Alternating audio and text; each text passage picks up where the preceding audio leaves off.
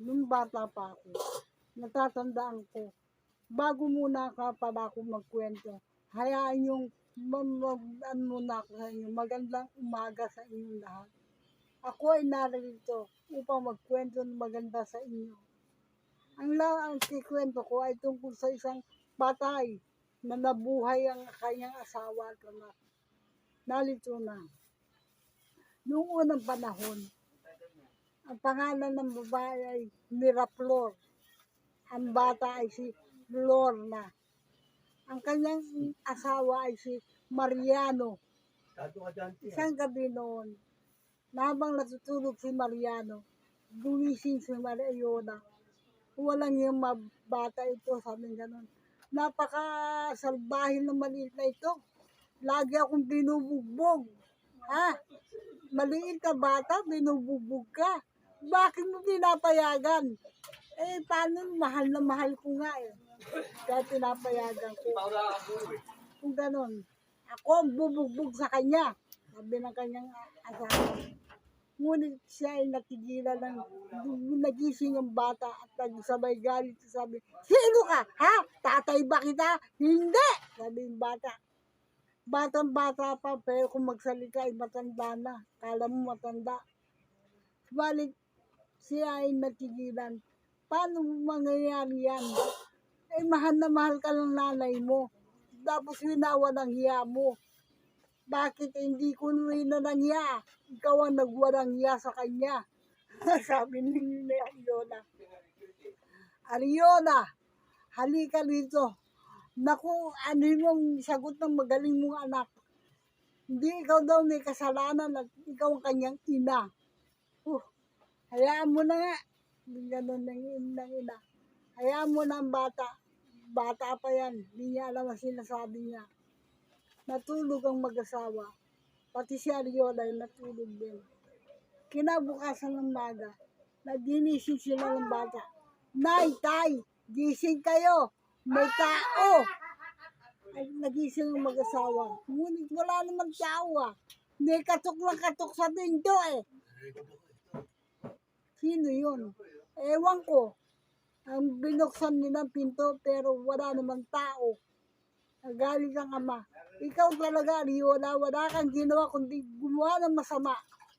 Bakit? Hindi naman ako masamang tao ah. Bata pa ako. Subalit mga katok ay patuloy. Binuksan na naman ng ama ang pinto, subalit walang nakita. Sino kaya itong bintik na ito? Ang aga-aga, katok na katok, pero wala naman siya. Dumating ang panahon. Mga ilang araw ang nangyari. Sila ay hindi makatulog sa umaga. Hanggang isang araw, nakita ni Ariola isang maliit na tao. Hihihi! Hihihi! Ikaw, anong ginagawa mo? Wala. Ikaw lang ang hinahanap ko, ayon sa tao. Ngunit sino ka? Duwende. Gayun na lang ang gulat ni Ariola. Maya-maya ay nagulat siya lang, bigla siyang hinawakan ng duwende sa kamay. Mahal kita. Alam mo ba yan? Hindi, sabi ni Ariola. Pero dumating ang panahon, siya ay dalaga na. At ang siya lumaki. Sinlaki ng bubuwit. Tapos, nabilang niyang tiyanak, mahal ko. Halika, sumama ka sa akin. Bakit ako sasama sa'yo? Sabi ng dalaga, hindi kita gusto. Nagulat ang duwende, kaya siya'y umalis. Subalit ang mga panaginip ni Ariola ay tungkol sa kanya. Ano ba itong taong to? Masyado, ayoko sa kanya. Hanggang dumating ang araw na sila'y nagkita na naman. Gayon naman ang gulat ni Ariola na makita niya ito. Na halos tao na ang itsura. Pati ang taas. Sabi ni Ariola, bakit tumaas ka? Bakit lumaki ka? Paano? Tinutukso mo ako kaya ginamit ko ang kapangyarihan ko upang maging malaking tao. Ganon, sabi ni Ariola. Hindi kita gusto kahit anong gawin mo. Ang duwende ay nagulat. Balik hindi siya masyadong nagpahalata. At siya kinalagkad niya si Ariola. Sasama ka sa akin. Ngayon din. Hindi. Gayon na lang ang gulat ng duwende na sinabing hindi siya sasama.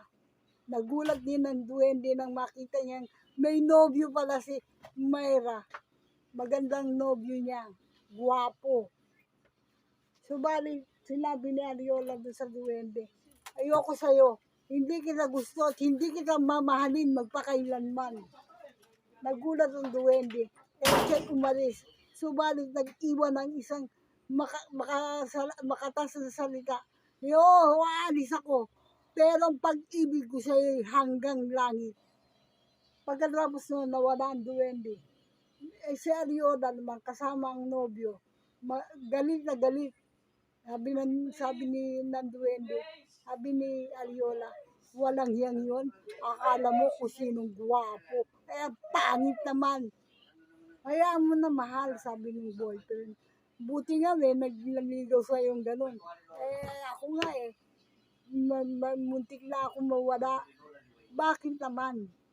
Dahil mahal kita, ayokong mawala ka sa akin. No, salamat. At lumipas sa maraming araw. Araw ng kasal ni Ariola at ng Mirna at ng lalaking yun. Ang kanyang nobyo. Dumating ang duwende sa bahay ni Mirna. Masayang masaya ang mga tao. Marami. Subalit siya ang mga tao nagulat na makita ang duwende. Ako ang duwende! Kailangan makuha ko si Ariola. Ngayon din! At pagkatapos kinuha si Ariola at sinakay ng kabayo. Maya-maya, nakarating sila sa bayan ng duwende. Maganda ang bayan nito. Malaki. Subalit ang duwende in love kay Mayra. Ngunit si Mayra ay hindi. Ayoko sa'yo, sabi ni Mayra. Hindi kita iniibig at hindi ibigin magpakailanman. Gayon na lang ang gulat ng duwende. Subalit hindi niya maalis ang kanyang pagkatao, ang pagmamahal dun sa babae. Kaya noon din, pinilit niya itong mapasa kanya. Lumipas ang mga araw, si Ariola ay walang gusto kay duwende. Ay, alam mo bang ayoko talaga sa'yo kahit anong gawin mo. Kahit mo ba ako plantsahin na hindi ako papayag na ikaw maibigin ko. Noon din, ang duwende ay nawala. At tapos biglang dumating ang magulang ng duwende. Ikaw, babae, bakit mo ginaganyan ang anak ko? Hindi mo ba alam na mahal namin ng duwende yan? Ano ngayon sa akin? Ayoko sa kanya. Subalit ang duwende ay masyadong mahal si Mayra. Kaya siya ay napakasal sa duwende. Dumating ang araw, nagkaanak sila. 3 ang anak nila. Subalit si Mayra ay walang pag-ibig sa duwende. Kaya na lang ang gulat ng duwende na makita niya. Ito na mayroong ibang lalaki. May lalaki siya, sabi ng duwende. Makikita niya. Nung dumating si Mayra, gayon na lang galit ng duwende. Balit si Mayra ay nagsabi, ayoko sa'yo, hindi ba? Ikaw ang nagpilit sa akin. Noon din, ang duwende ay umalis at nag-iwan na isang sumpa. Sumpa na hanggang kamatayan ay dala ni Mayra. Mayra ay patuloy na ayaw sa duwende. Pero ang duwende ay patuloy na umiibig sa kanya. Subalit nalagdagan ng galit. Maraming salamat, duwende. Ayoko nga sa iyo eh. Pero pinipilit mo ko, ha? Bakit ganon? Ayoko sa'yo, pilit ka ng pilit. Ayoko sa'yo. Ganon na lang ang galit ng duwende. Yun din, si Mayra ay kanyang sinakal hanggang sa namatay. Mayra, hindi ko kasalanan yan. Tapos dumating ang mga anak, patay ang ina. Daddy, bakit mo pinatay si mama? Mahal ko siya. Ayoko mapunta siya sa iba. Naintindihan niyo ako? Noon din ay inilibing si Mayra. Natapos ang mga taon, ang mga bata ay malalaki na. Dalaga at binata na. Dumating si Mayra sa langit na nagpunta. Nag, si Anduendi naman ay luha ng luha mula nang mamatay si Myra.